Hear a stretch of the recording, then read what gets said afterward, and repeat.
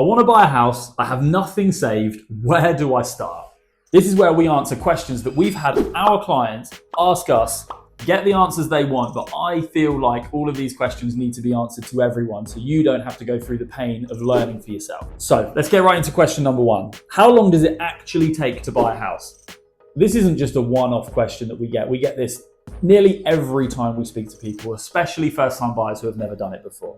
And the answer is pretty rubbish, to be honest, because I've seen cases go through in a matter of 4 to 5 weeks. I've seen cases take 4 to 6 months and sometimes even longer than that. But it always comes down to the same thing, and it is the people that are involved. Everyone involved communicating well and quickly will get it through in the earlier days, the 4 to 5 to 6 weeks.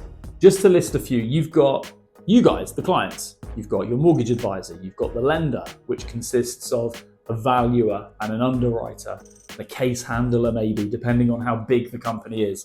You've then got the estate agent, the people that you're buying from and their solicitors, your solicitors. There are so many people involved, and you could have, out of those 6 or 7 people involved, you could just have one slowing things down, and that could add a month or 2 to the whole process. So out of all those people, the ones that you're in control of, if you're selling, you have control of which estate agent you use. You have control of which broker you use, and you have control of the solicitor that you use. Now, who you're buying from, you have less control over, but the main thing would be to pick the right people for your team, and that'll eliminate any hold-ups as best you can. When a solicitor or a mortgage broker or a lender asks you for documents, get them to them as quick as you can.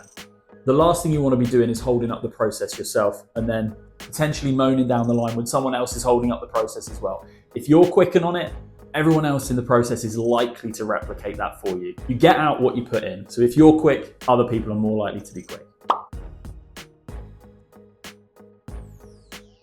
I want to buy a house. I have nothing saved. Where do I start? This isn't a question we get from clients because they don't tend to book in an appointment if they've got nothing saved. But I would encourage that you do. Firstly, you can actually get a mortgage with no deposit. Okay, it's harder, the rates are higher, and there'll be a few more hoops to jump through, but you can. If your credit's good and your income's good, you can get one with a deposit or even just a really low deposit. It can be done. Now, if you don't have a deposit and maybe the 0% deposit mortgages aren't for you, open a lifetime ISA. Now, I bang on about this to everyone. Martin Lewis does as well, and you're pretty sure he knows what he's talking about. But you can do that, and the government will literally top your deposit up for free, providing you've had it open for long enough and providing you've put enough in. They will literally give you free money to get on the housing ladder.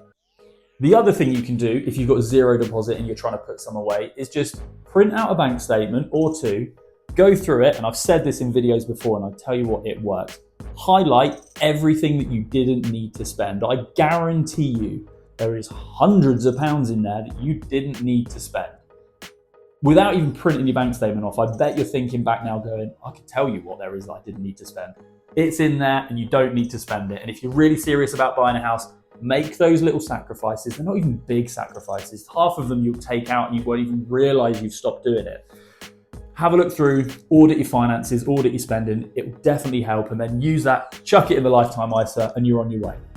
The other thing you can do is, if you don't have a deposit, is ask your family. Okay? If you're in a position to ask, great. And the worst thing they're going to do is say no. And where are you? You're no worse off. Get back to figuring it out for yourself. But not being funny, it's really surprising how many people we've sent away. I'll ask, but it's very unlikely. And they come back and you know what? They can. Especially in Cornwall and Devon, a lot of parents and people of that generation have properties and equity. They're equity rich and cash poor. So they don't have savings to just dish out to the kids to help them get on the property ladder, but they've got money in their property. They can use that equity in the property to help the kids onto the property ladder. Just by having the right conversation and the right guidance and knowing how to position it can be the difference between them being on board with it or not. If you don't ask the question, you're never going to know. And if you don't know what to ask, speak to a mortgage advisor, because they should be able to guide you as to being able to explain it and have that conversation and just bring that conversation up. With Christmas coming up, we're going to be spending loads of time with family. That might be the time to do it. Question 3.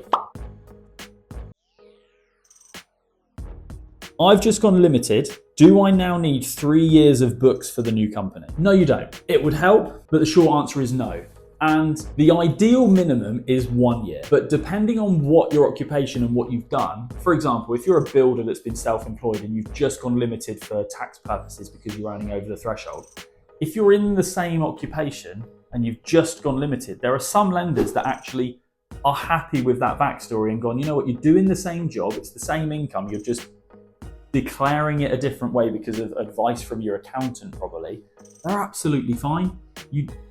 Again, it's just a case of asking the question and speaking to the right people. If you're in that position, the best place you can be is when you've got your mortgage advisor and your accountant working together for you. The accountant's always going to be looking to save you money. The mortgage broker's always going to want you to be earning as much as possible because that makes the mortgage easier. If you have them together and ideally in a meeting, in a room together, the whole process is so much easier. Everything's more transparent. People are communicating. Again, it goes back to how quick things can be done, not even during the process, but before, and getting you ready to apply for that mortgage. And it also answers the question about being self-employed. I've just gone self-employed. Do I need 3 years books? No, you don't. It doesn't work in that instance when you've gone from employed to self-employed, because that's a bigger change than self-employed to limited, for example. But again, as a sole trader, you only need 1 year. 2 or 3 is better, but you can do it with 1. And if you've just gone limited, 1's great, but as long as there's a backstory and the transition between sole trader and limited makes sense, there are lenders out there that will do it even before you get that first year. Now, question 4 actually leads on from question number 3 about being limited. My business is really profitable, but because I only take the minimal salary, I'm restricted on my borrowing. Why is that? Well, that is because the lender that you're speaking to or the advisor that is speaking to lenders is only taking into account the minimal salary that you're taking. They're not taking into account the profits. I see plenty of limited company directors that come in and go, Jack, I've done 12.5 grand as my salary and 30 odd grand in dividends. I want to try and keep under the 50 grand to save going into the 40% threshold. And that makes sense, but the company profits 100,000 or even more than that in some cases. A 50 grand salary is going to get you around 250 to 300,000 pound in borrowing. If you've got a profit in the company of 100,000, that's going to get you 500 or 600,000. It's literally double and even more in some cases. And all it comes down to is speaking to the right person and speaking to the right lender. You have the same client speak to a broker that doesn't know this, or speak to a lender that doesn't offer this, and you get one figure. Speak to someone who does or has done it before, or speak to the lender that takes into account the profits of the company, not your drawings, and you'll get a whole different lending amount. It can literally be the difference between your 3-bed semi to your 4 or 5 bed detached. It is so big, the difference, just by looking at it in the right way.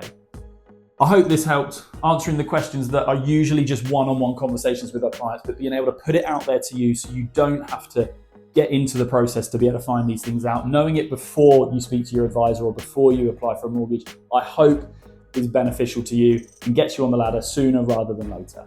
Make sure you're following for more mortgage content. Nice. Happy with that?